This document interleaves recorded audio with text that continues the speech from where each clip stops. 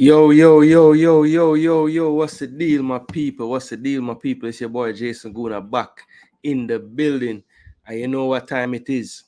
It's Friday night, people. So, it's the EPL Preview show. We do it on this station right here, Jason Gooner TV, the place for football. We have a great time. We banter, we discuss, we analyze. Yeah, overall, we just have a good time, right? And of course, we're going to predict some games as well. So, if you want to participate in the predictions tonight, feel free to drop your predictions while we go through the games. I will jot them down.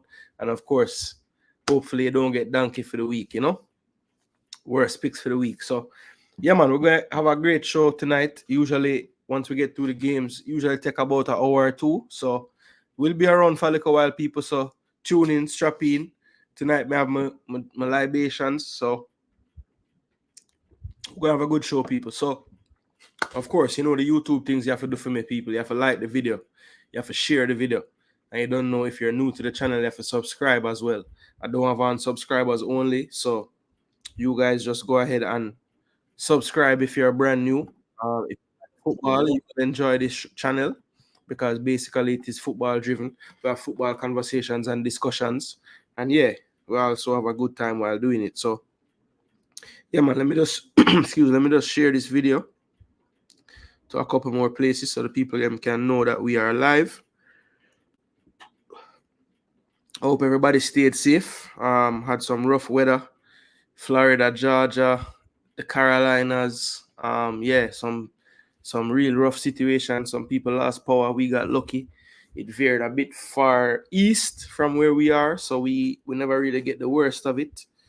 So we give thanks for that. But I know other people weren't so lucky. So prayers and thoughts go out to anybody affected by the storm. Helen going through. Yeah, Helen never ramp at all. She'll move away. Yeah, man, but you don't know, people, we are going to have a good show. We're going to go through the games as we always do. And yeah, make sure you guys are liking, sharing, and subscribing as usual. So yeah, as I said, people, hopefully everybody had a good week. We're to the end of it now. So time to full enjoy the weekends and enjoy some EPL action on the weekend as well amongst all other football. So you don't know this thing of people. We're going to, me yell up my brethren. Yo, Biggs G, go on up my G. Probably drop all my predictions at the end in the comments. No problem, Biggs G. If you're busy, we don't know that go. Just drop it in the comments after the show and you don't know what attitude. Yeah, man, big up yourself, same way, Biggs. All right, so let us get cracking. All right, so let me get this right. Yeah, we'll do it this way. All right, so these are the fixtures for the week, people. First matchup early morning kickoff, 12:30 in England. It's going to be Newcastle versus Man City from St. James's Park. So let's take a look at the quick view. I don't know, people. If you're just getting in the building, like the video. It's very important. Gets it out there into the space. Let the people know that we are live.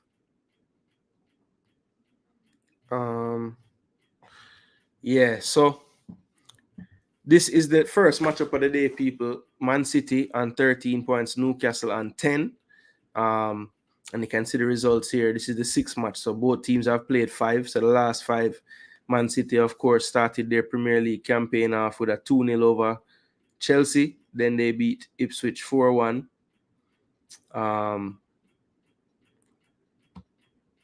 Then they beat West Ham 3-1, Brentford 2-1. And, of course, last week they had a draw with Arsenal 2-2. Then on the Newcastle side, now they had that 10-man win on the first day against Southampton. 1-1 with Bournemouth. 2-1, good win over Spurs. 2-1 on the road against Wolves. And last week, they got a beating 3-1 against Fulham. So both teams going into this one, of course, Newcastle wouldn't consider themselves in great form, but at the same time, they know that their home has become a fortress of late. Very tough team to beat at St. James's Park. They seem to play with a different energy at St. James's Park. They have had their issues with injuries lately, though. Isak still could be a doubt for this one. Long-term absentees like Callum Wilson. He's not around. So they'll have to shuffle the deck a bit up front. I think Gordon has proven, though, that in the Premier League, he can be a threat through the middle. Harvey Barnes is finding form right now at a good time. I think he scored in 3 straight games. So I don't think they'll be worried too much about their ability to attack on Manchester City. I think most teams that play City now will feel with Rodri not in the midfield, maybe they have more of a chance. And Newcastle does have a strong midfield with the likes of Bruno, Joelinton, and typically, you never know who's the third player going to be. It could be Willock, it could be Longstaff, but we'll see what Eddie Howe tends to go with tomorrow. Sandro Tonali back, his gambling suspension behind him, so he can pretty much rely on most of his midfield options right now. What's been a bit strange, though, if you look at their past games, so like last week, they played Fulham.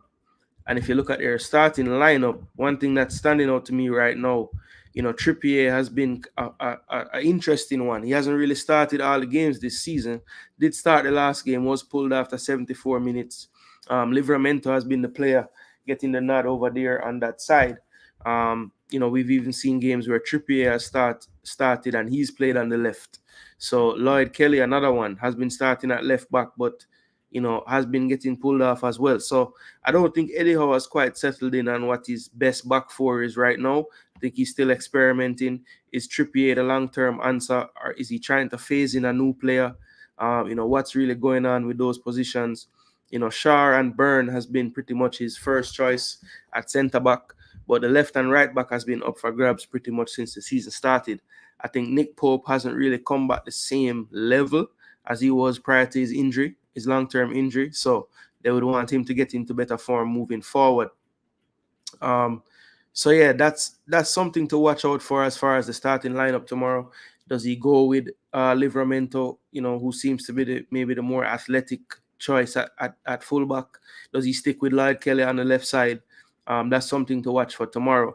Then on the City side of things, as far as the team sheet is concerned, last week, this is what they went with against Arsenal. Pretty much I would say the first choice back four right now. Vardiol at left back, Diaz, Akanji in the middle, and Kyle Walker on the right-hand side. Then they went with Rodri, Gundogan, and Silva last week. Of course, no De Bruyne last week. And then this was what they went with in the front three. So, I could see the front three staying the same for tomorrow. He could maybe opt for Grealish just to change up things. And then without Rodri, is it a straight swap? Kovacic drops into that role. We've seen in the past he has played Gundo in that deeper role as well. So, interesting to see what Pep decides to go with. He has a player like Rico Lewis who can slot into midfield. Does he put John Stones back into the midfield? There's a lot of things that he could do. So that will be interesting to see. What's the first plan? Game one after Rodri's absence. So that's something to think about. So, one thing that I think this injury does do, I mean, if you look at just the overall stats, I think it's something like when Rodri doesn't play, Man City loses like 1 in 3 games or something like that. And I think when he does play, it's more like 1 in 10 or 11 or something. So it's definitely going to be a big loss for them. But if it's one thing you've known about City over the years, they don't really ever go through a season with everybody there. It's never always a case where everybody's just fit and they somehow come, get through all these challenges, no problem, still win the league. So I wouldn't put it past them to still have an excellent season, even without Rodri, who I think is, arguably with Haaland the most important player they have. I think Haaland this season could be even more important with the likes of Alvarez not there. I think Alvarez definitely papered over some of the cracks when Haaland was out before, because he is quite a prolific goal scorer as well, very clinical. So, look, I don't think Man City would make any excuses. I don't think Pep's that kind of coach, but we have to be honest. Rodri out of the team is going to be a big difference. So let's see how they handle the first hurdle. I think it's a very tough hurdle, the first go-around. As I said before, Newcastle to me is a team. It's 2 different teams. When they play at St. James's Park, you're going to get a totally different animal when you play them. So I think with that being said, the form that Man City is currently on, I wouldn't put it past them to go there and get 3 points. But I just feel like Newcastle at home, I'm going to say the 12:30 kickoff, the fans will be going crazy. The Rodri-less Man City still have Haaland though, and he will score. I'm going to go for a scoring draw in this one, people. I'm going to go for a scoring draw. I'm going to say this one ends 2-2. Newcastle 2, Man City 2. Every week, I do this, right? The score, the main score. Sure.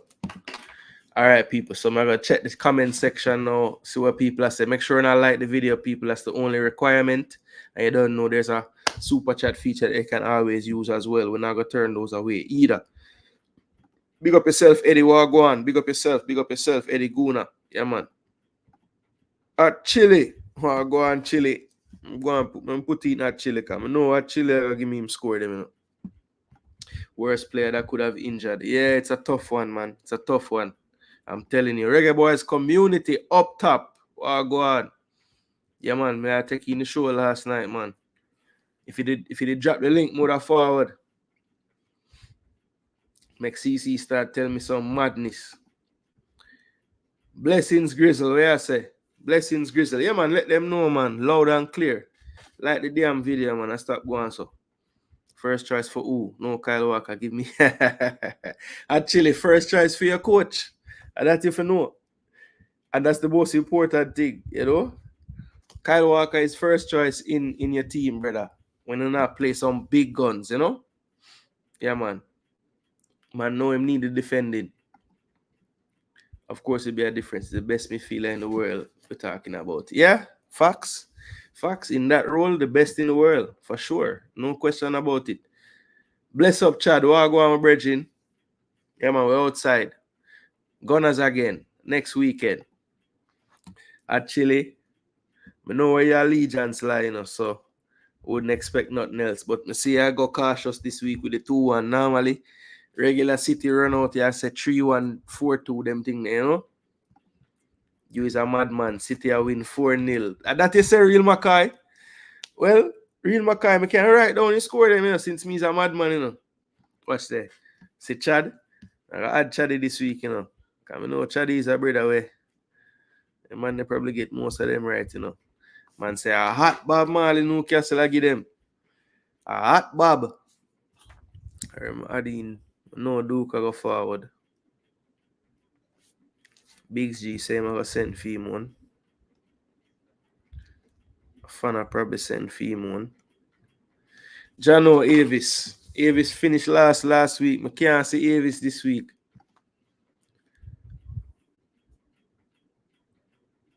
Ooh, big up yourself, Travis. Travis said 10 grand per 10 game. Pay out 265K with all 10. All right, good luck, Travis. Good luck, Travis.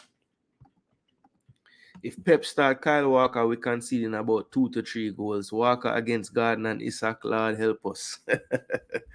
Harvey Barnes, I got done him tomorrow. Can I feel like Isaac now going to start?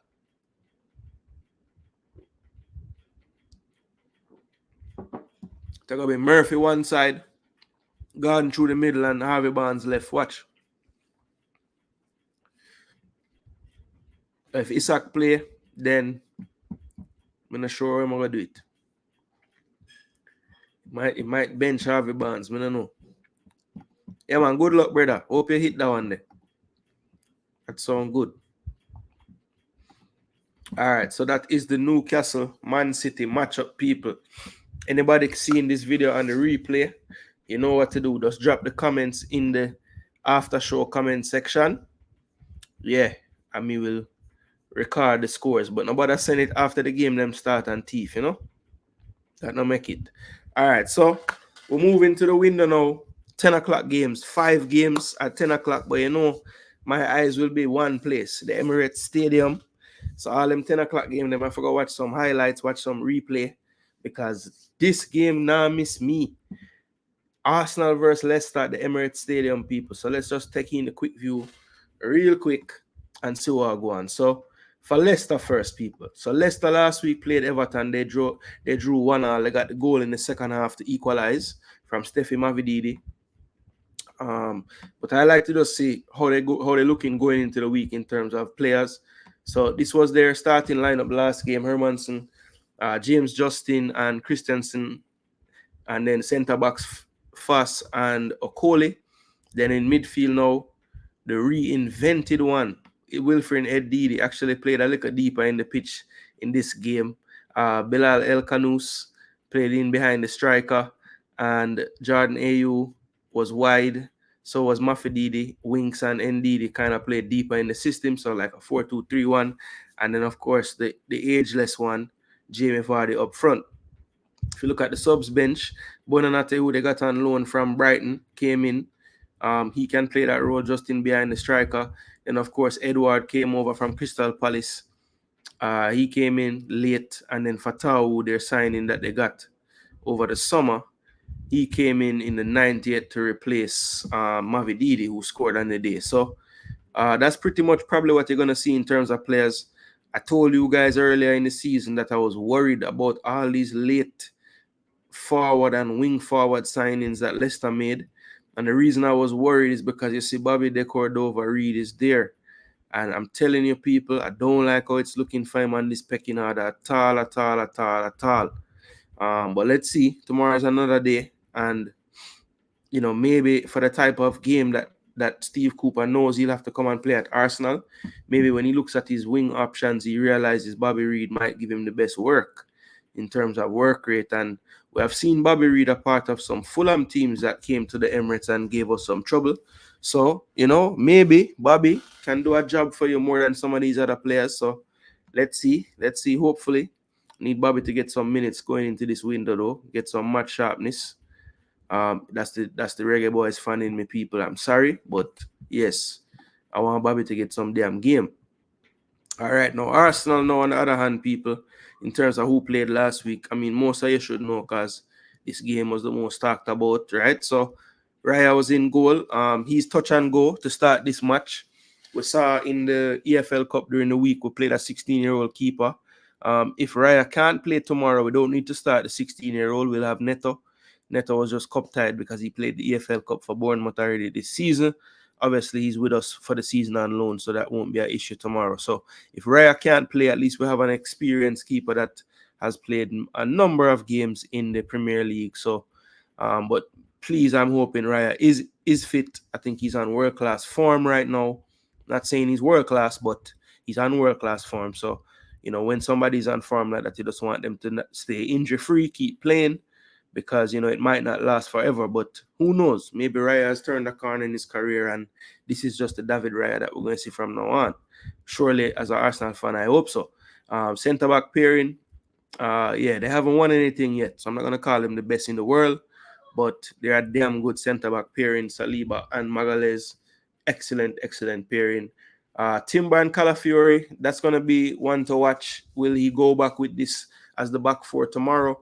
Calafiori was kind of thrown in there against Man City, and, you know, besides one turn from Savio, I think he played extremely well.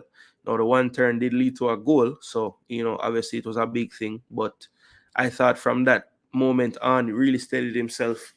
You know, one thing I love about him is he defends as if he can only defend. Like, that's the only thing he's good at in football. Then you see him get the ball, and it's like the technique we have for him, size and everything is so, it's a joy. So a player that I really like, I think Calafiori is going to prove to be a great signing for Arsenal moving forward. And honestly, he's kind of overshadowed Timber just because he's the newer thing. But of course, you have to remember, we missed a whole season of Timber last year. So it's kind of like a new signing as well. And I think these two right here are going to really make a huge difference in the long run of this season this year. Midfield now, Partey.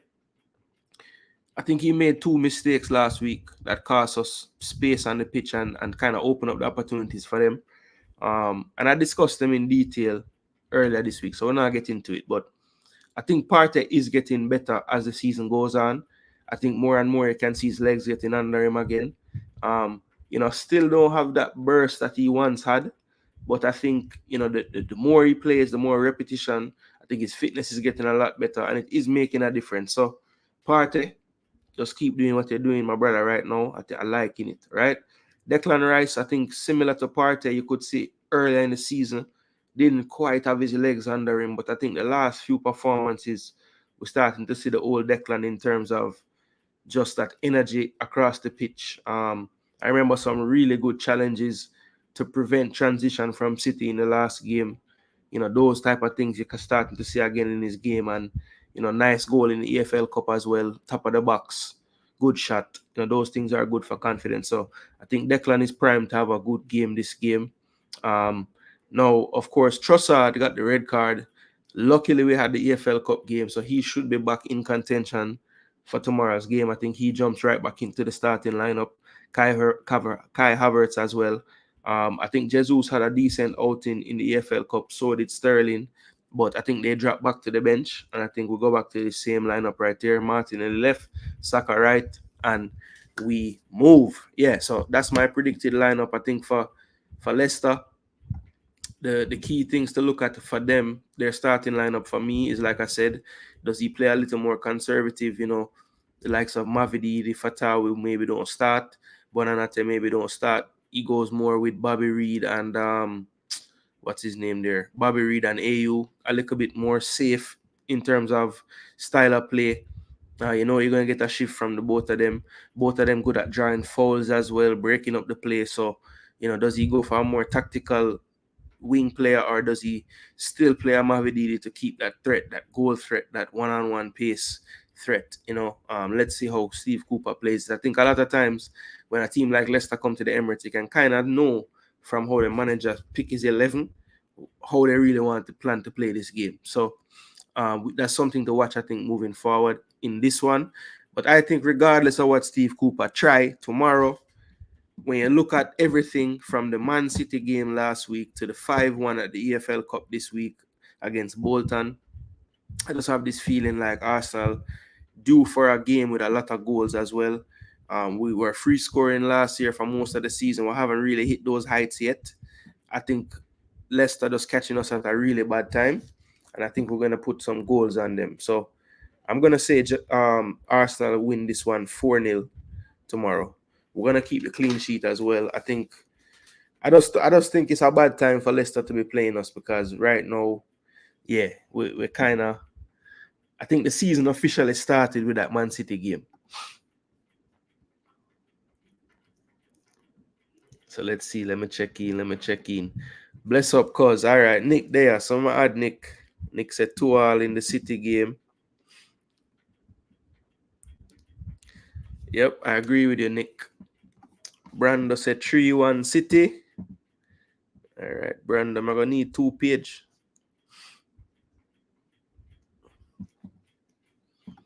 History says Vardy will score. Yeah, man. History. Now work with history tomorrow.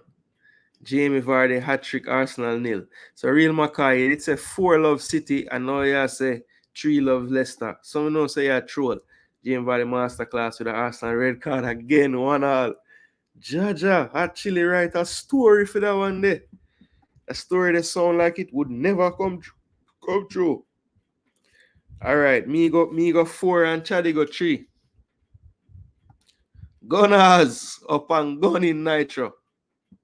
Castle 1-1. All right. The Nitro there.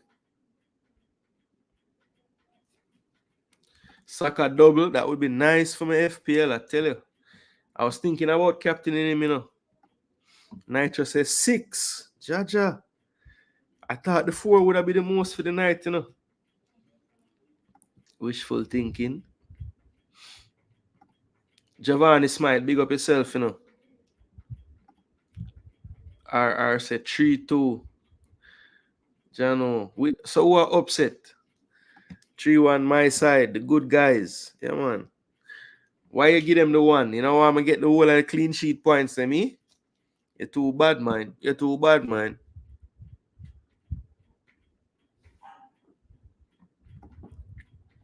So, RR, what is supposed to mean, big man? You said 3-2. Then you say upset this weekend. So, which match you attack, RR? Newcastle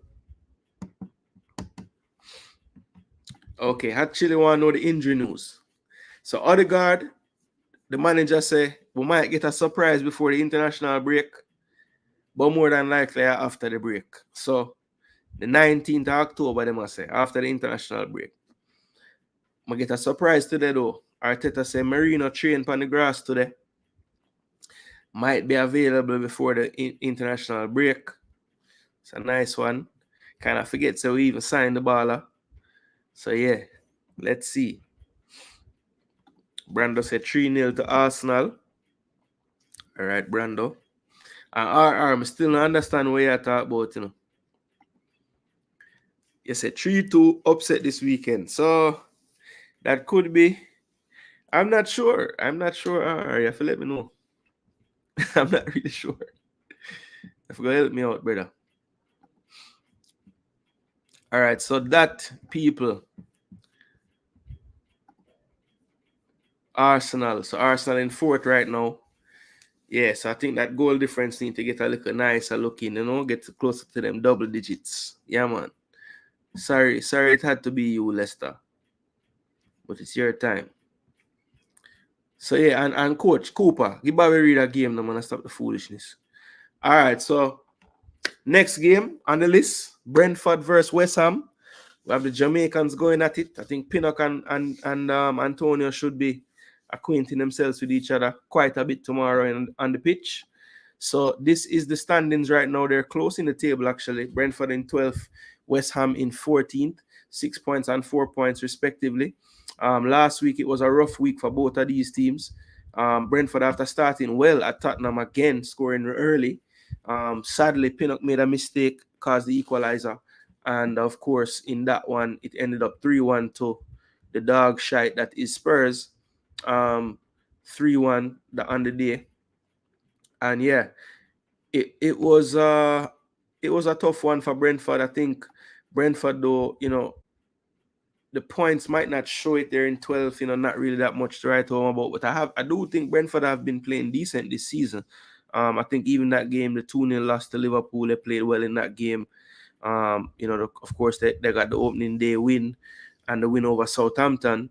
But even in the City game, you know, they could have been 2-3 up early in that game. Couldn't take the chances. And of course, Man City, you have to take your chances if you want to win. So you know, I think they have done reasonably decent. You know, they've played City, they've played Spurs away, and they've played Liverpool away. So not the easiest of starts to the Premier League. And to be in 12th, that's not so bad, you know. You could have looked at them easily and thought, you know, they'll be in the relegation zone after these first 5 games. But they've made the most of their home games, and they have another one tomorrow. So let's see. On the West Ham side of things now, I can say, people, this is probably the team that I had, you know, definitely wrong going into this season in terms of where I thought and how I thought they would do. I had West Ham finishing 7th at the end of this season. And, you know, while it's still early days, just 5 games played, you know, I can't really see how this team would be a top 7 team in this league currently. I know they have hit the injury bug a bit. You know, Fulkrug, their summer signing, has been out. Todibo, another signing that they got for the back line, has been out as well.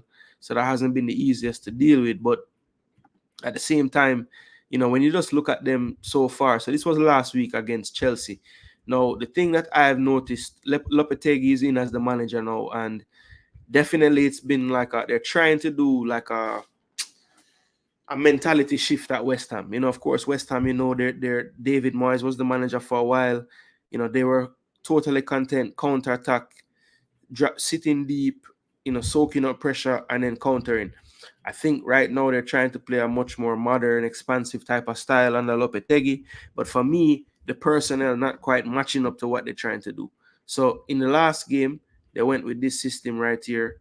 You know, Alvarez, Mavropanos, Kilman.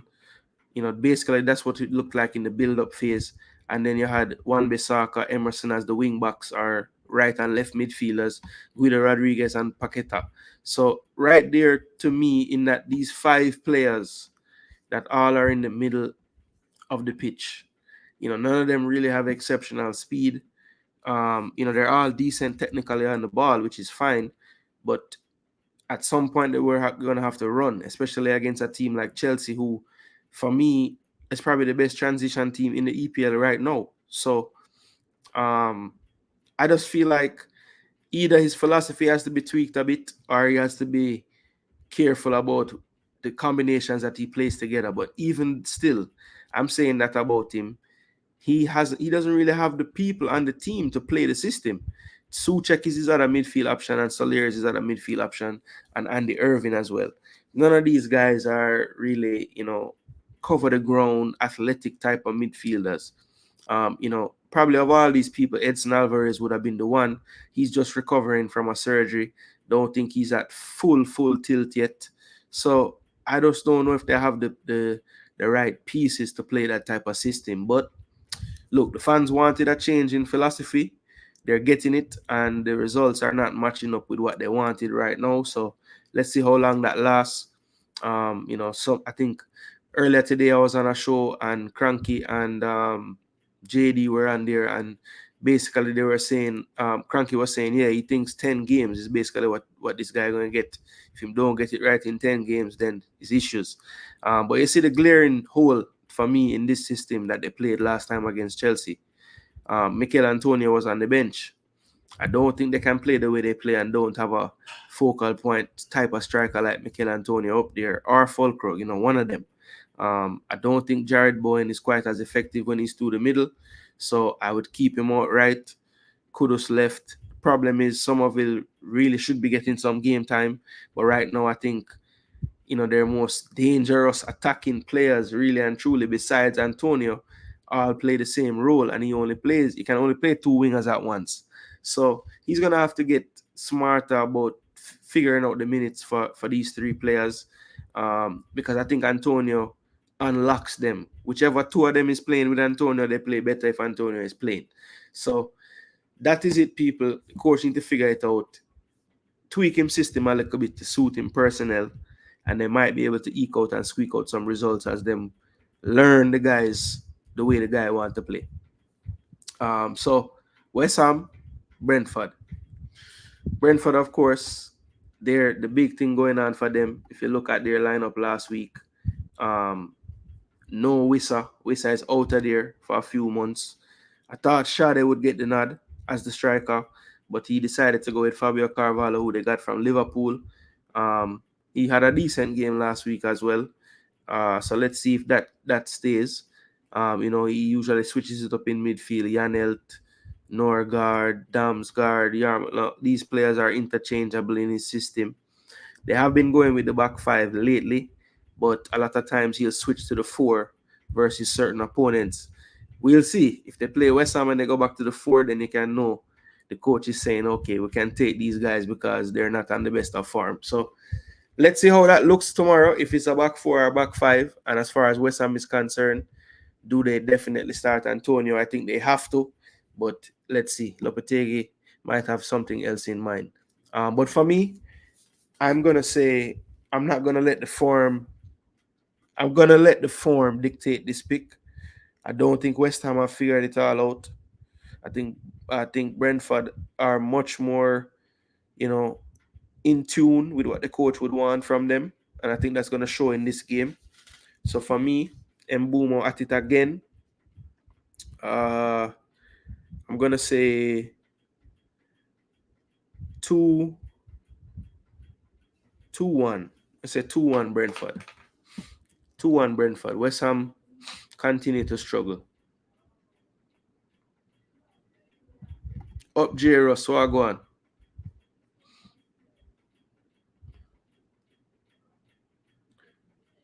3-2 on the top 6. What? 3-2 West Ham.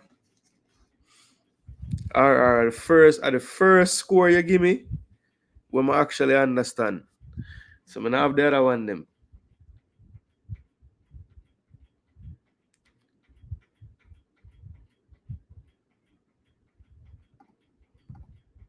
Jamaican London derby. You see it? J. said 2-2. So J. look here.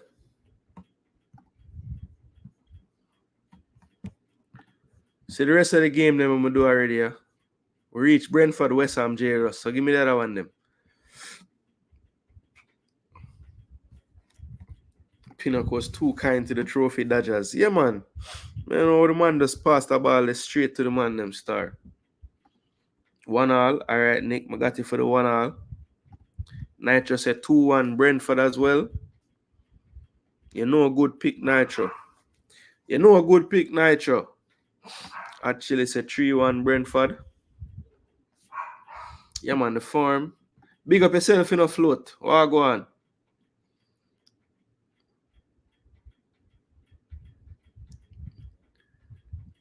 Yeah, man, I'm allergic to trophy, man.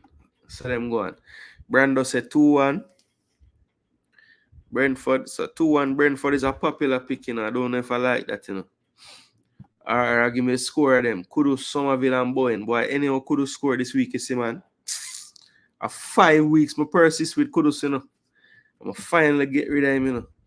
So you know the fantasy gods always deal with you know. Soon as you get rid of a baller, you know, him score all hat trick. 1-1 said Chaddy. Alright, Chaddy, I got you down for the 1-1. Giovanni Smite trolling the chat. Man City is going to defend their Premier League again. Alright, Giovanni, we're gonna see. Big up in a Conrad. Yeah, man, every time. 2-1 City and 4-0 Arsenal. Alright, J. Ross, I got you. And what did you say for that one, yeah? 2-2, alright.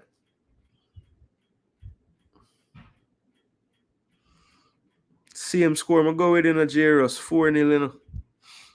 I never go with 2-1 City. I go with 2-2. Alright, cool. So that is game number what? Game number 3. So on to the next one. This should be a good matchup, people. This should be an interesting matchup, people. Chelsea at the Bridge hosting Brighton. So this one, as you can see, tight in the table. 5th place Chelsea, 10 points. Brighton, 9 points on the season so far. Brighton, of course, one of 4 unbeaten teams. Nottingham Forest, as well as Brighton, Arsenal, and Man City. So first 5 games for Brighton, as you can see on the right-hand side there, 3-0 away victory at Everton Goodison Park the first week. Then they had a big win against United, 2-1. They drew with Arsenal 1-1 at the Emirates. Tough game for Arsenal in that one. Of course, that was the Declan Rice red card game. 0-0 with Ipswich. Probably the result they'd probably want back of all the results so far this season. And then the 2-2 last week with Nottingham Forest, I think. Actually a really good football match, this one. Very, very well played game as well. Of course, Gibbs White getting sent off last week late in that one. So on the left side now, we have the Chelsea. Of course, 2-0 to City in the first game, 6-2 over Wolves, 1-1 with Crystal Palace. So I think kind of similarly to the Ipswich game here, Chelsea would have wanted this result back. You know, they could have easily been on 12 points right now, or 11 points, sorry. Yeah, 12 points, sorry. But this day they drew with Crystal Palace this day. Then the 1-0 over Bournemouth, and Kunku scoring the late one there. And then, of course, 3-0 last week. Really manhandling West Ham on this one. So let's just take a look at the most recent lineups for both teams. So this was how Chelsea lined up against West Ham last week. Robert Sanchez finding a bit of form right now. Couple of clean sheets lately. So he's in goal. Cucurella been solid since pretty much the middle of last season. Still keeping his form. Then on the back line, they went with Tosin and Levi in the centre-back role, and then Wesley Fofana slid out to right back for this one. Only lasted 57 minutes, though. I don't think he's most comfortable out there. I think Malo Gusto is pretty close.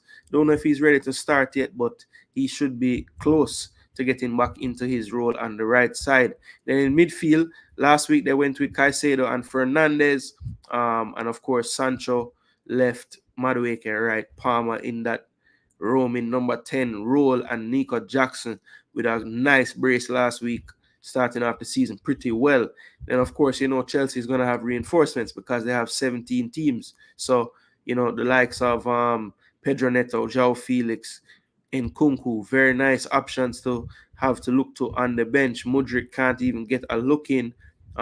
Dewsbury Hall can't really get in the game either. Right now, I think what's missing for them just as healthy right back. I don't think currently on this roster without Gusto and Reece James, there really isn't a right back option that is going to always be comfortable. I think teams will look to exploit that. And if Gusto is not back, look for Brighton and Mitoma, especially on that left side, to give a torrid time to whichever player they decide to go with, whether it's Fofana. We saw Disasi in the game before. He really didn't look so good in that game. But same with Fofana, picked up a yellow, and I think the coach was kind of worried about that. That's why he got the early hook there in the 57th minute. Then when you look at last week with Brighton now, this is who they went with in the starting lineup. Of course, they have the youngest manager in the league now, Verbruggen, of course, the number one. Dunk and Van Hecke back there on the back line, forming a good partnership lately. Estupinian has some potential to replace him on the bench with Kadioglu coming in from over in Turkey, but Estupinian for now holds down his left back spot. Joel Ventman looks to be the first choice for Ursula at right back. He's been holding down that area. Pretty much they've been going with Baleba and Hinselwood in midfield lately. I think FIFA came in, was starting early in the season, has kind of lost his starting place.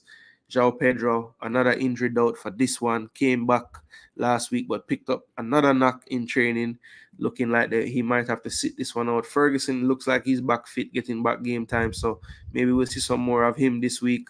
Minte and Adingra pretty much have been fighting out that right-handed spot, and Mitoma has been holding down the left.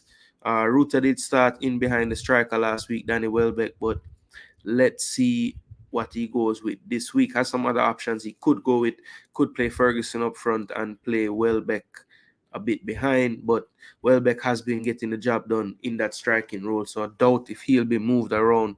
I think the midfield is where you might see some changes, so look out for that if you're looking to see who to start in your respective fantasies and whatnot. So yeah, that is all the team news for the most part for this game. Again, I think this is going to be one of the best, most watchable games of the weekend.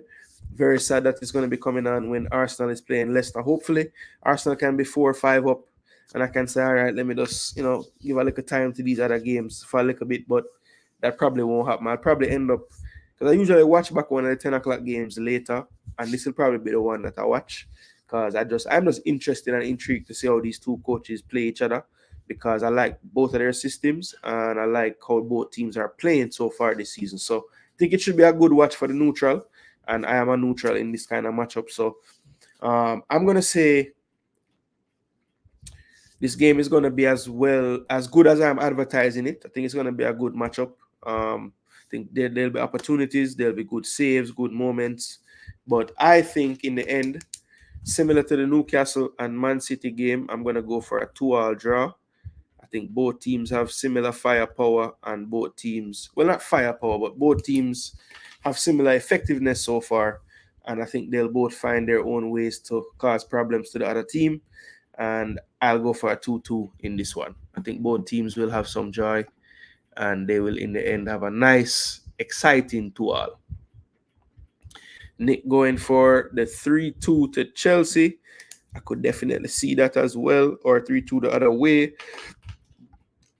Nitro says 3-1. All right. Chad says 3-1. Yeah, no Joe Pedro hurts, but I just feel like them man, they just plug and play, J. Ross said 1-1. Brando said 2-2. Yeah, I agree with the 2-2, Brando.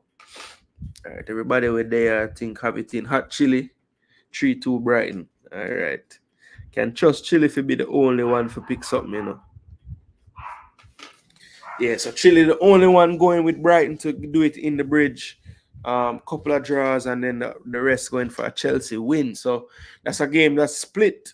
People not really sure about that one, and that makes sense because I think both teams are pretty good teams. It's very hard to pick and say, yeah, this team just going to win this one. So let's see. I think that's one that's going to be one to look out for the weekend. Next game at 10 o'clock will be Everton versus Palace from Goodison Park. So, of course, if you have been following this program since the season started, I've been telling you it is the year, Liverpool fans, where you lose your Merseyside rivals to the Championship.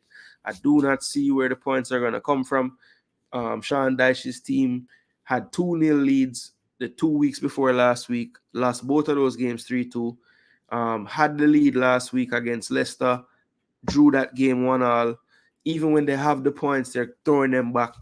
That 1-1 was big though, because it gave them a point, got them off of the last place into 19th. But I think this week now, when you look at Palace, they have been kind of an up and down team so far in their first 5 games. They had a really tough loss to Brentford in the first game. That West Ham performance, yes, they lost 2-0, but they had ample opportunities to score in that game. Couldn't get it done.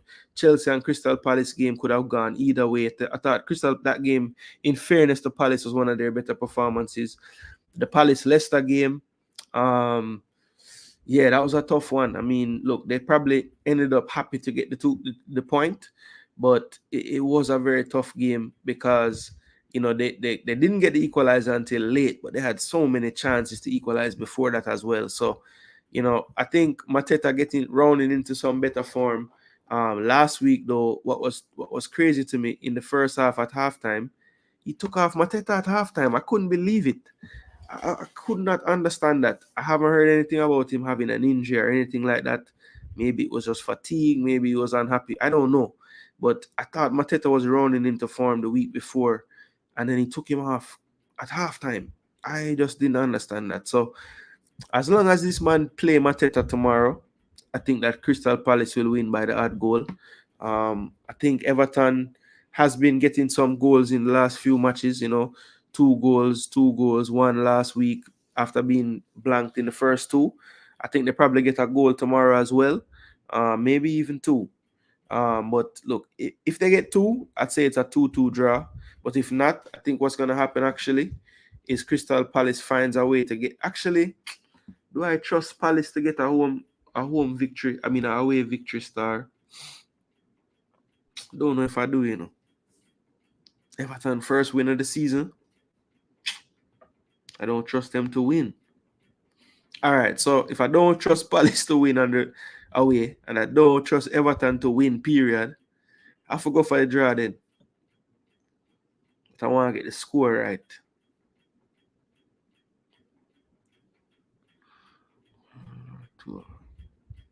Yo, 2-2 me are going. I don't know why this score is so popular today. 2-2 me say. Sure. What do you? What do you know? 2-2 me say. All right, Fana, do that. I write your name already, because I know say that you're going to do. Nick say 1-2. Yeah, Nick, in my brain, I say 1-2 or 2-2 star. 1-2. I'm not sure. This game, I'm not sure, yo. I think this is one of them. I'm going to know when I watch the game, them and I look on the results, them, I can cuss myself and say, why me do that? Because Palace win more, I say, 2-1 more, I say, Brandon. But I'm not change. Actually, it's a 2-1 Palace. Chad said 2-1 Palace. Why the one in my brain is the popular one. Nitro said 1-2. So a lot of people like the draw in this one. Or 2-1 Palace. That seemed like basically draw or 2-1 Palace. So everybody see it like me. Everton can't win. Believe me, man. Sean Dyche. I think Sean Dyche done, Anyhow, Sean Dyche a yard man, I saw him talk, Nottingham Forest versus Fulham, the last game at 10 from the City ground. Of course, they will be without their talismanic figure, Morgan Gibbs-White. What does that Forest team look like without Morgan Gibbs-White, you ask? Well, let's try to figure out how they're going to fix that. So I don't think he'll change the system. This is pretty much how he likes to play. The back line I could see being the same. Only changes, maybe he goes for Nico Williams instead of a Moreno. I think Aina will start. But then when you look into the midfield now, Elliot Anderson and Ward-Prowse played deeper in the system last week. Then you had Gibbs-White, who won't be there, Elanga and Callum Hudson-Odoi. playing on the flanks, and then Chris Wood up front. I could see pretty much everybody being the same in this midfield. But how does he change up the midfield? He could go for a Jota Silva in that role. He could also ask Elliot Anderson to play high up the field, bring in Ryan Yates to partner. What's his name in midfield to partner James Ward-Prowse in midfield. That's an option. I mean, most of the other players would be more wingers. Raman Sosa could play there. So yeah, it just depends on how you would like to switch it up.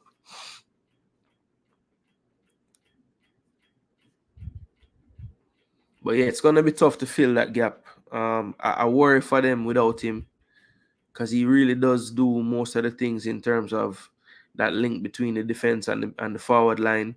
You know, they still have the outlets on the wings with Elanga and Callum, but I think, you know, who puts it all together is Gibbs White. So let's see if, and I know no one that they have can really fill his shoes, but can somebody at least try to, you know, do somewhat what the role that he plays in the team. Fulham coming off that really good win over Newcastle 3-1, 2-0 halftime. Harvey Barnes scoring right after the half, and then Nelson getting that late one from the mistake on the back line.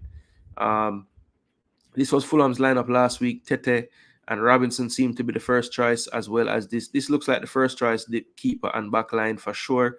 They've had a run of games now. Iwobi has been pretty much getting the start for the most part on the left, Traore on the right, Pereira and Lukic deeper, and then, of course, Emil Smith-Rowe and Raul Jimenez finding a new lease on life lately. Scored in the last 2 games, I believe, has taken the spot of Rodrigo Muniz from that, taking him out of that starting slot. Then you have Reece Nelson, another loanee from Arsenal. Of course, Smith-Rowe permanently there, but Reece Nelson on loan. They both scored in this game last week, which was quite interesting to see the 2 Haaland boys getting on the score sheet.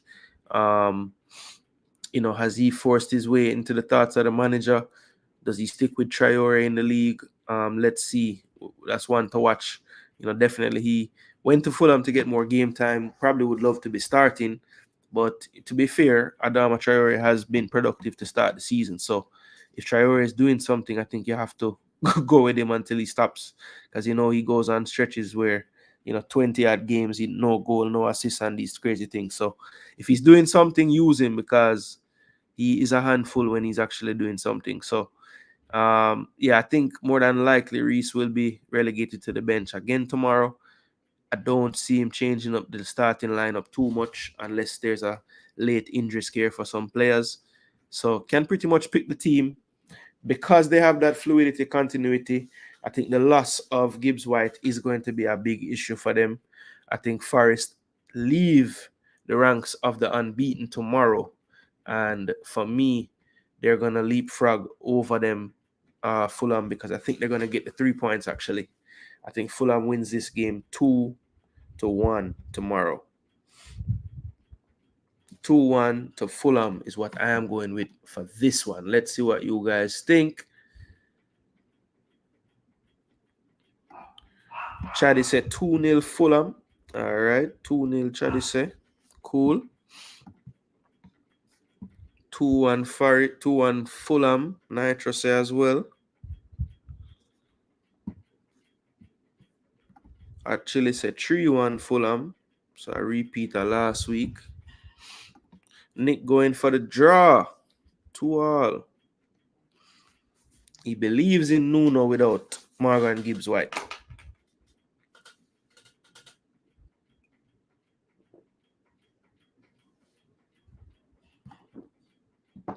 Fulham 3-2. High scoring. I think the only person I not see a Brando.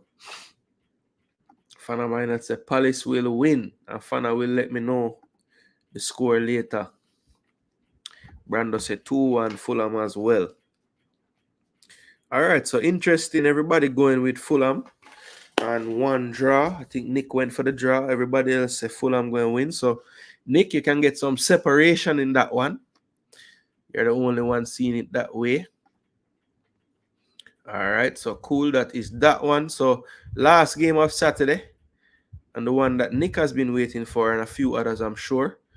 Wolves and Liverpool. So, Wolves, Liverpool. Let's take a look at the quick view. Big disparity in placements in the league. 20th place Wolves, 1 point. Liverpool, second place on 12. Of course, Liverpool 4 wins and a loss. They had their 1 loss at home to Nottingham Forest. Wolves, I'm telling you people, this 1 point team must be the best 1 point team. Apart from this Chelsea game, which I agree they played rubbish. They should have got drubbing. None of these other games did they play bad. Not against Arsenal in the first game. They played well in this 1-1. They played well in this 2-1. They played well in this 3-1 as well. These were late goals that sealed it for them. As a matter of fact, they had the lead for a long time. But look, the points are what they are. So I'm not going to sit here and tell you that Wolves should be in first place. But I'm just saying, don't let this disparity in points get to your head, Liverpool. If you don't take this game seriously, you will draw or lose. All right? But I don't think Liverpool have any reason to not take this game seriously. Last week, we saw Liverpool get the better of Bournemouth 3-0. It was basically an 11-minute stretch of goals. Double from Luis Diaz. I think he's up to 5 goals now for the season. And then Nunes scored a banger. I think those are the only types of goals he can really score, to be honest. If it's a tap in, him going to miss. It have to be very difficult. So last week, Kelleher was in goal. I think Alisson should be back for tomorrow for you fantasy heads out there. So yeah, if you have him in your team, I think you're okay to start him. Van Dijk and Konate, Robertson and Trent, I don't see any reason for that to change tomorrow. Luis Diaz definitely picks himself at this point. I think Gakpo also on decent form. Bad luck for him. He plays, his best position is where Diaz plays, and Diaz is pretty much undroppable right now. Gravenberg, McAllister, Soboslai, don't expect that to change. Mo Salah on the right. Now up front, we saw Jota play in midweek, scored twice, I believe it was against West Ham. So he's back in contention to play. Was on the bench last week, but didn't play at all. So, is that a sign from Slot? Was it just mind games? Did he just need a rest? I don't know. But Jota put down his marker with 2. Nunes scored his goal last week. Chiesa came on last week as well. So, there's the options are there. Let's see what Arne Slot goes with. Who do you guys think he's going to go with? Is Darwin Nunes going to start tomorrow? Or you think Diogo Jota is back in the starting lineup in the league tomorrow? What do you guys think? Let me know. I'll look to the comment section in just a second. Now, for Wolves, on the other hand, they have their talisman Cunha back fit now. Looks like there's no issues with him. Have most of their first choice backline back. They brought in Andre from Fluminense, so he's in. João Gomez. I think what it has done is freed up Lemina to play a bit more attacking, which I think is good and better for him. I think this pivot is going to work well. They know each other from Brazil national team as well, so I think they'll have a good synergy. And Bellegarde, dangerous player, needs some consistency. Strand Larson, they told me he's no good. I don't believe them. I think he's decent. Again, they need to try to get more out of Sarabia, Huang, these players who have given you something in seasons past. Haven't really seen them get back to the fore. Looks like Guedes and Gomez is who he's trying to get bedded into the team as well. Guedes was on loan last year. Gomez just came in. So let's see. I mean, Gary O'Neill's going to have to get his partnerships and his things right, because I do feel like they're just a good result away from having a decent run. I fear that this week is not the week for them to start that run, though. I just wonder, is it 0 points at home, or do they get a draw? I don't think they're going to win the game, though. All right, look. After all of that arguing about Wolves, I think they're actually going to lose. I think Liverpool takes this one 2-0. I have to be honest with myself.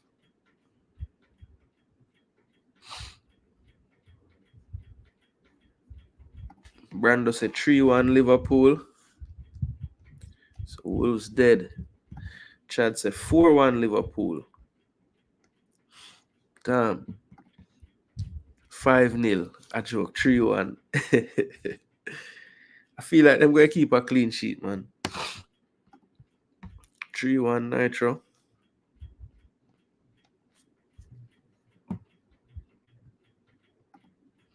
They said there's a fight for the silver boot.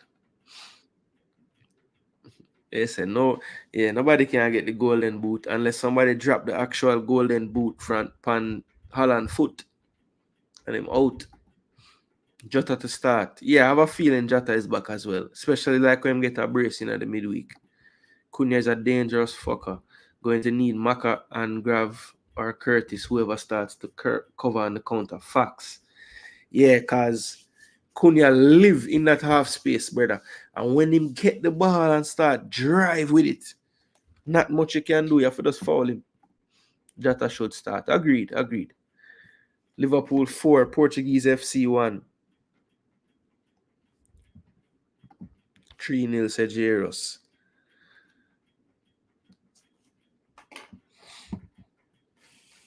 All right. Well, everybody going for a Liverpool victory. Even though I was trying to talk myself into not going for one. But I have to be honest. I think Liverpool, this is not the week to go fishing for Liverpool's demise. I can't see it, man. I'm even going for the clean sheet as well. J. Ross as well. 3 love. I said 2 love, though. All right. So that will conclude the Saturday's games in the EPL. And I think there are 2 games on Sunday. And the Monday night fixture is back this week. So we have 3 more games left to cover. The first one, Ipswich versus Aston Villa. Now, at one point this season, this was a Jamaican matchup with Omari Hutchinson facing off against Leon Bailey. But since the season has started, the Premier League have decided to change the man's damn flag from Jamaica to England. I don't know why, people. I don't know why. But that flag used to be Jamaican. Anyway, Ipswich in 17, 3 points. Aston Villa in third now on 12 points. Aston Villa with 4 wins and the loss to Arsenal. But Villa getting the victory by the odd win in 3 matchups. And then last week, beating Wolves 3-1. 3 goals all in the second half, turning the tide for them at Villa Park. This week now, they will travel to Ipswich. And basically, Ipswich, have 3 draws in a row. So they have a 3-game unbeaten streak. But at this point, in the Premier League, typically to stay up in this league, you have to find a way to get some wins as well. You can't just have draws. Is this a week for them to get their first win? Well, they'll be definitely going for it. But let's just take a look and see. While I was there, I should have just looked at the team. But this was their team last week. Muric having a couple of good games in a row, keeping them in it. Leif Davis, highly touted left back out of the championship. Finally, starting to look more like what he looked like in the championship in these Premier League fixtures. Greaves and O'Shea, and then Twanzebe at right back. Then Morrissey in midfield. He plays deeper with Wes, and then you have Jens, Omari, and Smodix, and then Liam Delap, the former City youngster, playing striker. On the bench now, you have Ben Johnson with some Premier League experience, Connor Townsend, Jack Taylor. Connor Chaplin sometimes starts, Ogbene sometimes starts, Jack Clark, all of these players potentially could get a starting berth, but for the most part, this is the 11 that he likes to go with. Jens doesn't always start, but he might get the role again. But they have pretty much changed up about 1 or 2 players every game, so wouldn't expect any different in this one. Now, what can they expect from the incoming Aston Villa team? Well, this is how they ran out last week against Wolves. Diego Carlos got the start, and he actually made the mistake that gave up the goal to Wolves. He may drop back to the bench. You know, they have Lamir Bogard, who was playing right back for a couple of occasions. Let's see if he comes back in or if he sticks with Konza at the right back, Carlos in the middle. Digne should keep his place at left back, but was interestingly pulled after 45 minutes to make way for Maatsen in the last game. I wonder if, due to the fact that, maybe Aston Villa can feel they'll be more on the attack in this one, going to Ipswich, could we see a Maatsen from the start? Even though Digne is accomplished going forward, I think Maatsen just have a bit more pace, and maybe they could utilize him on this particular fixture. Leon Bailey came back in, did start actually in the EFL Cup on Tuesday, played about 60 odd minutes, came off, looked decent as well, got 45 minutes in this game, kind of forced to come on because there was an injury at halftime. McGinn came up lame at the end of the first half, didn't come back out for the second, and Bailey had to come in. So do expect Leon to start again in this one. I think McGinn might still be down, so I do expect Leon to get back a start. Buendia started in the midweek. Do we see him get a Premier League start for the first in a long time? I don't foresee that happening. I think Morgan Rogers has kind of staked his claim definitely in that role. Ramsey on that left, and more than likely Leon Bailey on that right-hand side. John Duran still on fire, but still on the bench. But if it's not broke, why fix it, right? Watkins scored and started. He came off the bench and scored as well. So I think Unai Emery will keep sticking to that formula for tomorrow's matchup. So Aston Villa traveling to Ipswich. It's a tough one for me because I think Ipswich are onto something with these draws. I could easily see them getting a fourth draw in a row. But Aston Villa in these tighter games this season has found a way to get that goal. I think the goal threat of Duran, Watkins in any kind of late close game just tips it over the edge for Aston Villa. So I think that this one might not even be so close. I think Aston Villa get this one by a 2-goal margin. So I'm going to go 3-1 Aston Villa. I think Ipswich do score a goal, make it interesting, get their fans involved, but in the end, too much Villa golfing class will show, and 3-1 to Aston Villa for me. Nitro said 3-0. I was thinking 3-0, but for some strange reason, I feel like they're going to score a 1 goal. Chaddy said 3-1. You score, Chad. Hot Chili sees a tighter one, 1-0. They have been keeping the score down lately. Nicholas going 4-0. I'm pretty sure that's not for Ipswich. So I'm just going to say 4-0 to Villa. 5-1 J. Ross says for Villa. So a big bag of scores. Check in, Duke. Go on. Yeah, man, me have your space on the paper ready, Villa 3-1 says Brando. So I guess through Duke win the picks last week, him arrive anytime he want, Star time. Duke says star time, All right, so the next game now, the second game on Sunday and the last game on Sunday. Yeah, man, I figured you weren't saying 4-0 to Ipswich,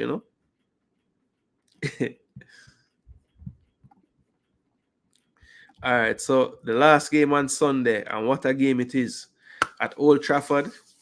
It's going to be Man United and Spurs. I believe that these are the two teams that I hate more than any other teams in the league. United, based on my earlier days in life, United and Arsenal being the top two teams in England at the time. They were, what Man City is now in terms of, rivals in the league and everything to Arsenal. And there were some battles, with Wenger and Fergie and some of the players. And so I will always have a deep hatred of Man United, right? Spurs, of course, never for reasons like United, never because I thought we would lose to them, just because they are the neighbors, right? And we don't really like them people. So this game is going to be, I would love if there was a way for both of them to get 0 points. Maybe like they run out and a fight break out and the league decide that none of them should get points for the game, so they both get a loss, both get 3-0 loss. That would be like the ideal scenario. But I know that can't happen. So let's be realistic, people, and just break down the game. All right, so look at that. Right where they belong. Mid-table, 7 points apiece. Last year it was some kind of record for Man U. I believe they were a negative goal difference for the entire season. Ten Hag working on that again, right there at 0. So yeah, let's watch the goal difference for the season for United. Make sure they don't get a negative again this season. But in all seriousness, first 5 games, United won the first one, lost the second, got the 3-0 from Liverpool, then dropped their own 3-0 against Southampton. Last week, drew 0-0. Looking at Spurs now, 1-1 with Leicester, beat Everton 4-0, lost to Newcastle at St. James 2-1. Arsenal went in and got the 1-0. And then, of course, 3-1, Tottenham beat Brentford last week. So if you look at their most recent game, and this is Tottenham, this would be their lineup: 4-3-3, Vicario, Udogi Romero, Porro and Van de Ven. Basically, that's their first choice there. Midfield, this has been the first choice midfield of late. Bentancur, Madison, and Kulu. Then up front, Solanke, Brennan Johnson, and Son Heung-min. So I think one thing with what's his name there, Postecoglou, once he kind of likes a lineup, he tends to stick with it. The only thing I've seen him change sometimes, it might be Bissouma instead of Bentancur in that midfield. But I think he's quite happy playing Kulu and Madison in that midfield. He likes to have more creative players, more technical, attacking-minded players on the pitch at once. So I don't think he'll change that up. I think he'll stick with this tomorrow, even though they're going to Old Trafford. If he does want to change it up and get a little bit of different looking midfield, a different balance, maybe he goes more for a Pop Matessar in midfield, just to give him that another player with Bentancur with the legs, maybe. But then you'd have to sacrifice one of Kulu and Madison, and I'm just not sure which one of them he would want to sacrifice in that situation. So let's see how it plays out. That's an interesting one to see. Does he go with the 2 more attacking players in midfield, or does he kind of sacrifice one and play a Pop Matessar or even a Yves Bissouma with Bentancur just to give a little more balance defensively? Now, on the Manchester United side of things, why does it even make sense to break down the lineup from Ten Hag? It really doesn't, because any kind of thing you'd use to say, all right, this man on farm, so I'm going to start this week. Him don't really use them thing there. The man start Rashford 5,000 game in a row. Rashford score a goal last week in the Prem, score in the midweek in the whatever competition they were playing last week, EFL, and then now forward to the game against Palace. Where's Rashford? Parked on the bench. So who knows? Last week no goals were scored, so that means him don't have no reason to bench anybody because them score. So let's see. This week they had the draw against 20. I think it was 2-2. So whoever scored in that game won't play this game. So that's all I can tell you. But this was their lineup last week. Don't expect much of it to change. I think Eriksen, to me, has to play at this point. He's the difference why the midfield looks a bit better lately. It can be Menu, it can be Ugarte, whichever one him decide to go with. But for me, Eriksen is the one that have to play. That's just my personal thoughts. And the interesting thing will always be which 2 wingers does he play? Is it Ahmad and Rashford, or Ahmad and Garnacho, or Garnacho and Rashford? That's always the interesting thing. And then up front now, he does have a choice. Højlund is back. Does he start him? Does he keep going with Zirkzee? Let's see what he decides. Some options to have there. Is Casemiro's really and truly done? Just in the doghouse, never going to play again? That's another thing to watch. We know Anthony not going to play. So that there's always that too. So yeah, it's an interesting one. Some options Ten Hag can have not really going to try to speculate and figure out what he's going to do, because you can't really figure out what he's going to do ever. But this one I think should be a good game as well. I worry about Tottenham and set pieces. I think Manu will really make them struggle there. De Ligt really goes after those set pieces well. They have good delivery from the likes of Bruno, Eriksson. So I think that's going to be a threat for Manu. And Tottenham, I believe they can stretch this Manchester United defense in terms of the numbers, in terms of the spaces they get into in the transitions. Man, it's a tough one to call, man, because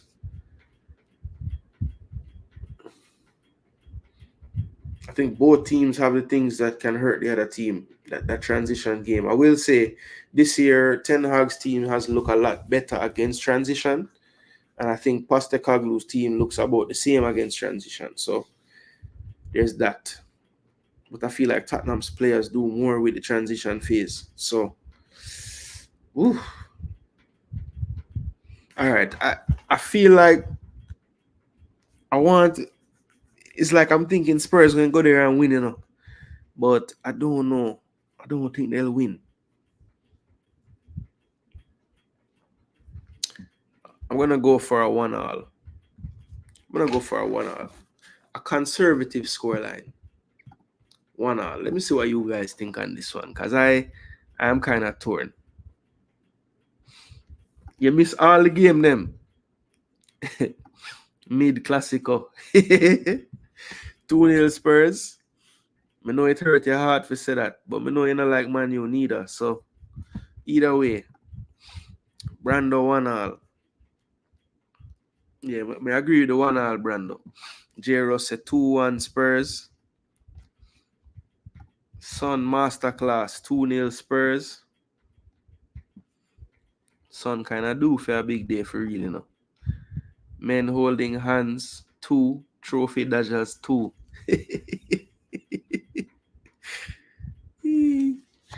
Men holding hands 2. Trophy Dodgers 2. Royal card.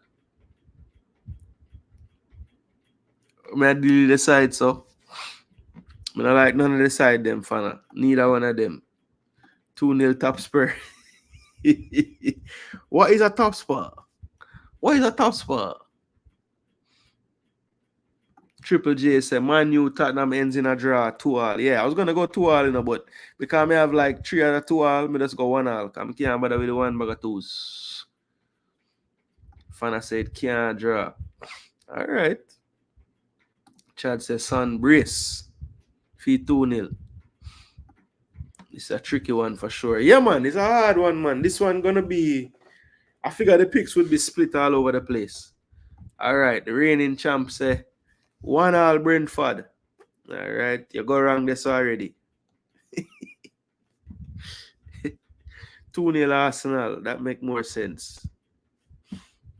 What next? 3-0 City. Boy, Duke. You know give Newcastle no ratings in the damn St. James Park, boss. This look like a trip back to reality for Duke, after them win last week, 3-1. Liverpool, Villa 2-2. Damn. The Ipswich ground I go have some bad luck. Chelsea 1-0. Every week Duke pick Chelsea, I think him is a Chelsea fan pan the quiet, Fulham 2-1. Spurs 1-0, you say. What? Wait.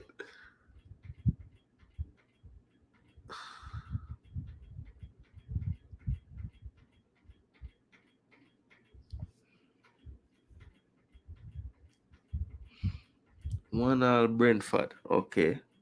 I forgot to read back all of them, yeah. Oh, 3-1 City. Jaja. I know something did wrong, See, I try make sure him lose. 3-0 Liverpool. All right, I'm going to fix that. And then you say 3-1 Villa. Okay. Come here, wonder. I said the man just give him title, brother. 2-all Chelsea. Okay. That make more sense. Come you know. You want make sure Dre vex. 1-0 Fulham. Alright. But I'm really effed up all the scores a while ago. 2-1 Spurs. Alright. And then 1-0 Palace and 1-0 Bournemouth. I never reached this yet, but me put it. 1-0 Palace. Alright, Duckland. You can't win that week, yeah. Yeah, man, I noticed too late, brother.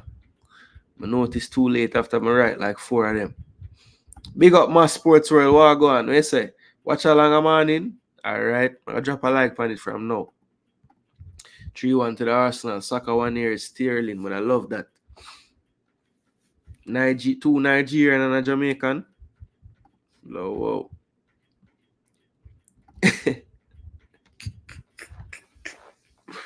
Are you the correspondent for Sports Prophecy TV? Alright, must forward with the same Duke style again. Drop the whole of them one time. So Wolves, alright, me write them there in a minute. Number 1 predict time say. Alright, Mas, so let's see. Last week you never finished number 1 in a BA chattings. So I don't know. But I know all the game them that, Mas. It's a 3-1 to Arsenal.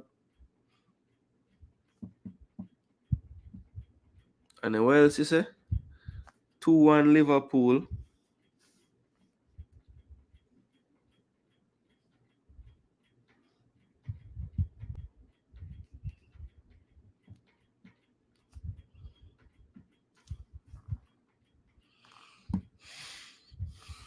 And 1-1 with City. 2-1 Brentford over the Hammers. Let me answer the phone call there, people.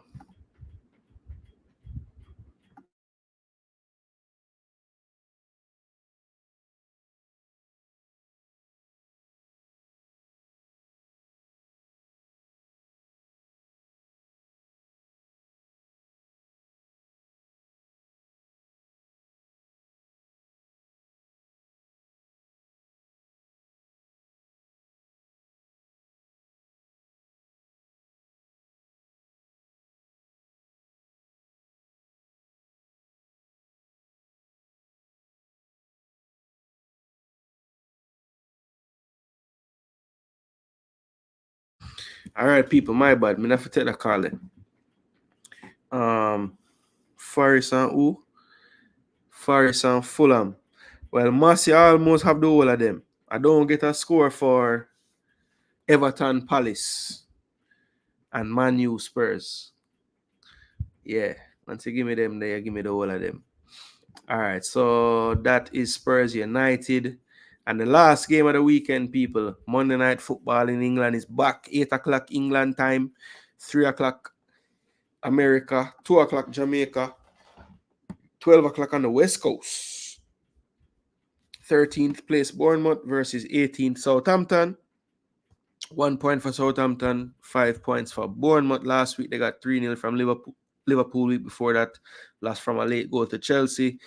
3-2 good come from behind victory at Goodison Park. 1-1 with Newcastle and 1-1 with Forest. Southampton got their solitary point last week against fellow promoted team Ipswich at home.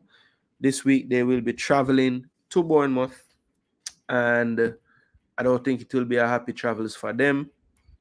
Bournemouth right now, if you look at their lineup, this is what they went with last week against Liverpool.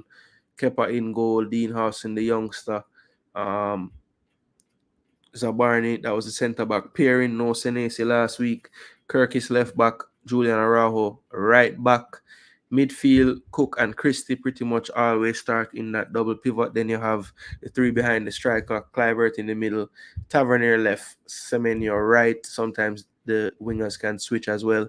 Evan Nielsen starting again last week, still yet to get on the score sheet for Bournemouth. So not the best of starts to his career at Bournemouth. Senesi, that's one to watch. Is he just permanently on the bench? Is the coach going to go with Hyson? They did bring him over. Really wanted him in the team, so I guess he's the one that keeps his place over the Argentinian Senesi. Alex Scott, I think, should be used more in this team. I think he's a promising player. Otara did get half of the game in the last game. Sinister, usually off the bench, create some problems, and Unal will be the one if Evan Nielsen can't find the scoring booth soon. Unal might get a start here or there. So let's see if he sticks with what he's been trying to get to work. I do think that Bournemouth has been a better team than their points would suggest. I think they've been playing some decent games, even apart from this 11-minute stretch against Liverpool.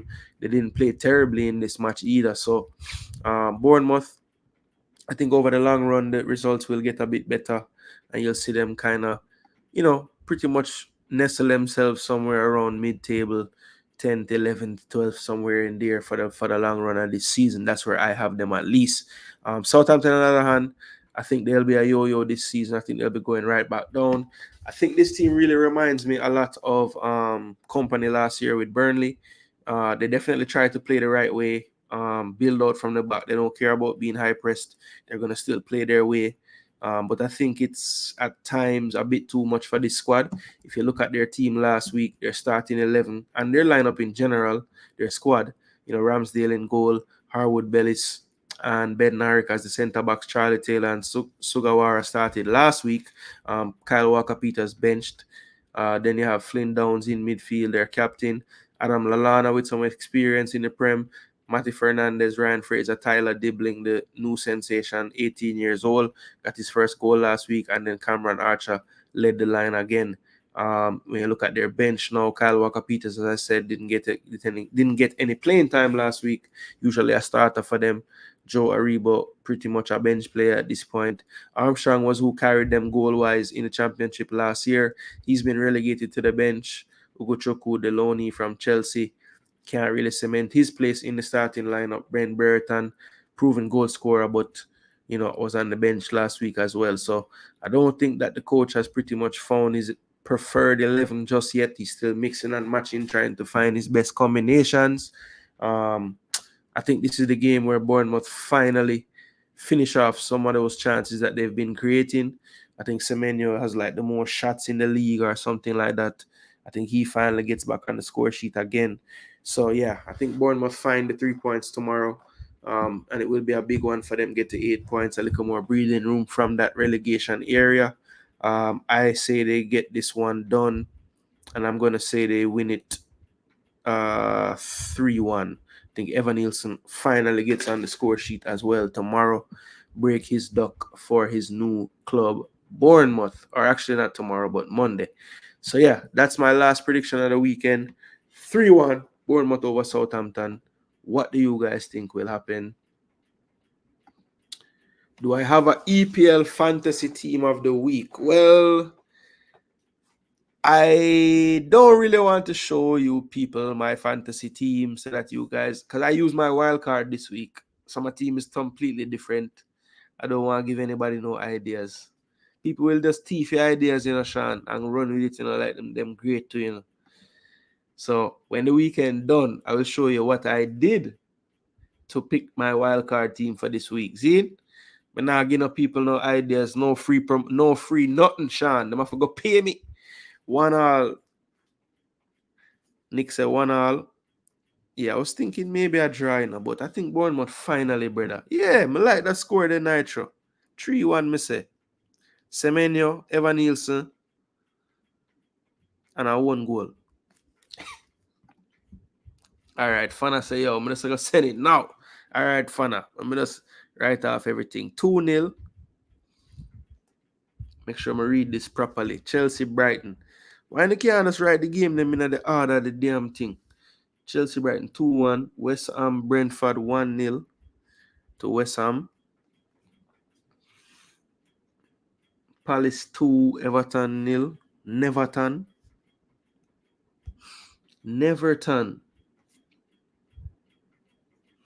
Arsenal 3-0. All right. Them scores that make sense so far. Leicester, Nottingham. Okay, Nottingham 0. 1 Fulham. Okay. Ipswich 0. Aston 2. Man U 2. Spurs 1. I think I'm the first brother that go with Man U, you know. Out of everybody, you know.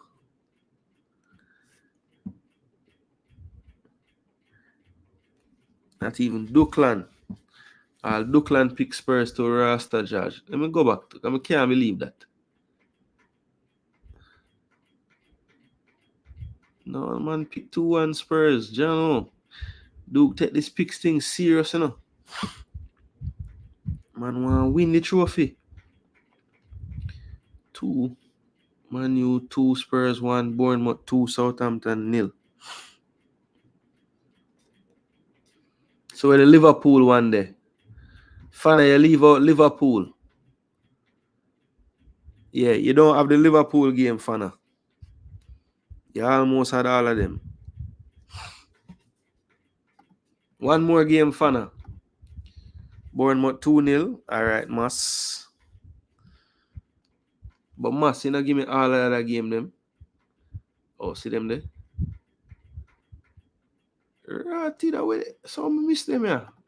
Bless up, Sham. I never even see that blessings there. Everton 1-0. So I never see them there before. Mind playing tricks on me. Actually said 2-0 to Bournemouth. I don't know, I never see them something before, you know. 1-1. What? Must never expect that. And him got 3-2. So somebody else pick Man U finally. It was fun and Must.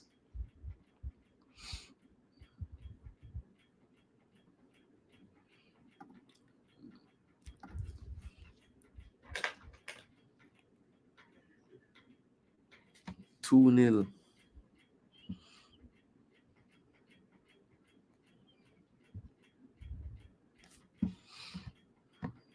Brando said 2-1. Alright. And Jairus alone. Let me see if I miss Jairus coming too. That was Jairus alone. I never get for that one there. So I forget Jairus final one. Oh, it was a Billy Diamond slang. Oh, when we said them, I forgot pay me. Can never pick no side over my side. Oh, you mean, Fana? 3-1 Liverpool. Alright. Bing bang. Bing bang. I hate that. So, Jairus, are you alone in a Jairus? Jairus, I get every pick except for the Bournemouth Southampton pick, you know. It's like Jairus, see the rest of them pick them and just give up.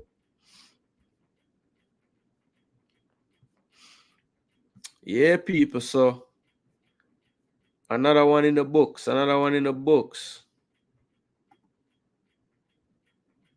Wait a second. Fling them in the discard, don't. Yeah, I forgot make a build a little metric thing and yeah. Cause right now, just a loose leaf paper I use. Well, not loose leaf, but a book. I need to make a little spreadsheet and just input the people I'm in there so I can actually, you know?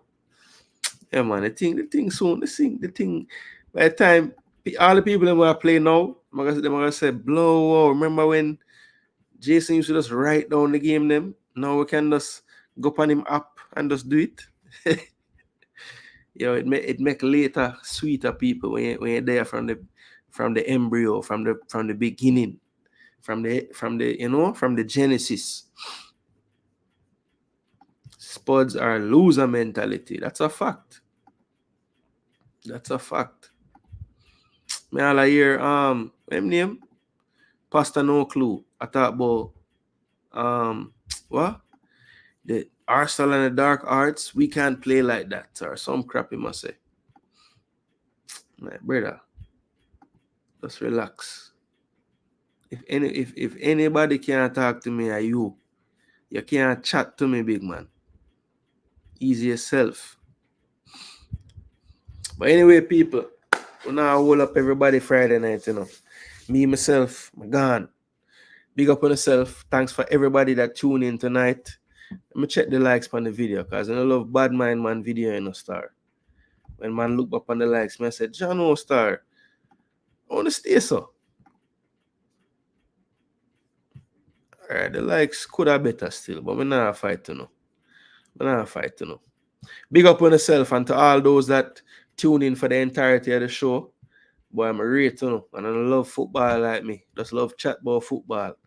Yeah, man, it's one of the best things to do still, you know. So if you're tuned in, you're in tune like me with this football thing. I fully enjoy discussing, breaking down, talking, bantering, and it will always continue on Jason Gooner TV. So if you're a fan of the show, you're a fan of the content, you're a fan of the creator, whatever way, once you're a fan, make it go a step further, become a subscriber, share the content, become an ambassador to the channel, let people know that the channel even exists. If you have groups that you're in that you discuss football in, bring them along, let them know that this is a good place. Somebody with sense breaking down the game, talking to you about things. We have a conversation interactively. You get your say as well. And one big happy football family. And then when it's done, we can cuss each other, banter each other, and we'll move on to the next game. All right, people. That's the nature of life and football. It keeps going. It keeps going. It keeps going. It don't stop. And we'll be here to document and capture all of it and break down all of it. All right, people. So big up on yourself. It's your boy Jason Gooner TV. Another EPL preview in the books. You already know the settings. When the weekend done, we forward block. We do the review show. We talk about the games and the incidents. We break down everything. We give you the stats, the analysis, and we move on. All right. So big up on yourself again. Thanks for tuning in. And until next week, you know, big up on yourself. In tomorrow's people.